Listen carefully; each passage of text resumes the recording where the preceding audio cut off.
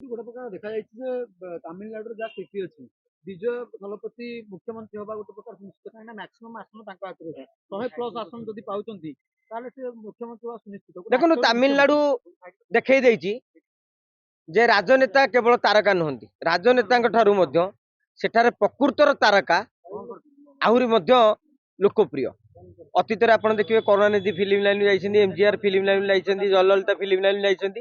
ତେଣୁ ତାଙ୍କର କଲଚର ଅଛି, ହିରୋ ମାନଙ୍କୁ ତାଙ୍କର ଯୋଉ ଲୋକପ୍ରିୟତାର କ୍ରେଜ। ଆପଣ ଓଡିଶାରେ ଦେଖିବେ, କହିଦେଲେ ଅବଶ୍ୟ କିଏ କାଳେ ଖରା ଭାବିବେ, ତଥାପି ପଦୁ ଟିକେ କହିଦବା। ଓଡିଶାର ହିରୋ ମାନେ ଟିକେ ଗୋଡାଣିଆ ହୁଅନ୍ତି ଯେ ଆମକୁ ଖଣ୍ଡେ ଟିକେଟ ଖଣ୍ଡେ ଦିଅନ୍ତୁ, କିଏ ଟିକେଟ ନ ପାଇଲେ ଦଳ ବଦଳେଇ ଦିଅନ୍ତି। କିନ୍ତୁ ସାଉଥ ର ହିରୋ ମାନେ ନା, ସେମାନେ ମାଗନ୍ତିନି, ସେମାନେ ଛଡେଇକି ନିଅନ୍ତି। ତେଣୁ ସେଇଟାକୁ କହନ୍ତି ଷ୍ଟାର କ୍ରେଜ। ସେମାନଠାରୁ ଶିଖିବା ଦରକାର। ଷ୍ଟାଲିନ ଜଣେ ଛୋଟିଆ ନେତା ନୁହଁ, କରୁଣାନିଧିଙ୍କ ଲିଗାସି 4 ଦଶନ୍ଧି ଧରି ତାମିଲନାଡୁ ରାଜନୀତିକୁ ସେ ହାତ ମୁଠାରେ ରଖିଥିଲେ। ବିଜୟ ଆସିଲେ ଗୋଟିଏ ଝଡ଼ ଇଲେକ୍ସନର 6 ବର୍ଷ ପୂର୍ବରୁ ରହିଛି, ତାରି ଭିତରେ ତାଙ୍କ କେସ୍ କରାହେଲା ତାଙ୍କ ନାଁରେ, ଯୋଉ ଦଳା ଚକଟା ଷ୍ଟାମ୍ପେଡ ମାମଲାରେ। ପରବର୍ତ୍ତୀ ଫିଲ୍ମ ରିଲିଜ କରି ଦିଆଗଲାନି, ତାଙ୍କ ସ୍ତ୍ରୀ ତାରି ଭିତରେ ବି ଡିଭୋର୍ସ ଆପ୍ଲାଏ କରିଦେଲେ। ମାନେ ହିସାବ କର କେତେ ବ୍ୟାକଫୁଟେ ରହି ରହି ସେ କିଭଳି ଭାବେ ଫ୍ରଣ୍ଟ ଫୁଟରେ ଖେଳିଲେ।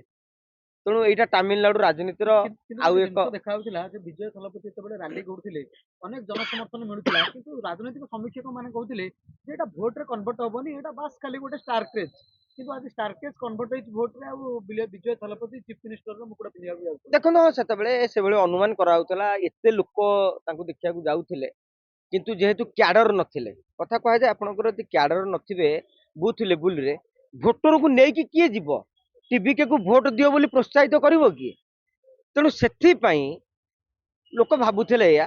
କିନ୍ତୁ ବେଳେ ବେଳେ ଆପଣ ଯାହା ଭାବନ୍ତି, ମୁଁ ଯାହା ଭାବେ, ରାଜନୈତିକ ସମୀକ୍ଷକ କିମ୍ବା ଯିଏ ଯାହା ଭାବନ୍ତି, ଷ୍ଟାଲିନ ତ ଯାହା ଭାବିଥିଲେ ତାହା ହେଲାନି। ତେଣୁ ଆମେ କାହିଁ କହେ ରାଜନୈତିକ ସମୀକ୍ଷକ କହୁଥିଲେ ସେଇଟା ହେଲା ନାହିଁ। ନାୟକ ଫିଲ୍ମର ହିରୋ ହେଇଗଲେ ବିଜୟ ଥଲପତି। ଦେଖନ୍ତୁ ନା, ନାୟକ ଫିଲ୍ମର ଷ୍ଟାଇଲଟା କେଜରିୱାଲ କରିଥିଲେ, ବିଜୟ ସେଇ ଷ୍ଟାଇଲରେ ଯାଇନଥିଲେ ଗୋଟେ ନାୟକ ଫିଲ୍ମ ଷ୍ଟାଇଲରେ। କାହିଁକି ନା ତା ପୂର୍ବରୁ କୌଣସି ଗୋଟେ ଆନ୍ଦୋଳନ ହେଇଥିଲା, ସିଧା ଗଲେ ଦଳ ଗଢିଲେ। କିନ୍ତୁ ଏତିକି ତାଙ୍କର ଷ୍ଟାରକାଷ୍ଟ ଖାଲି ନୁହେଁ, ତାଙ୍କର ଭିଜନଟାକୁ ଆପଣ ମାର୍କ କରିବେ।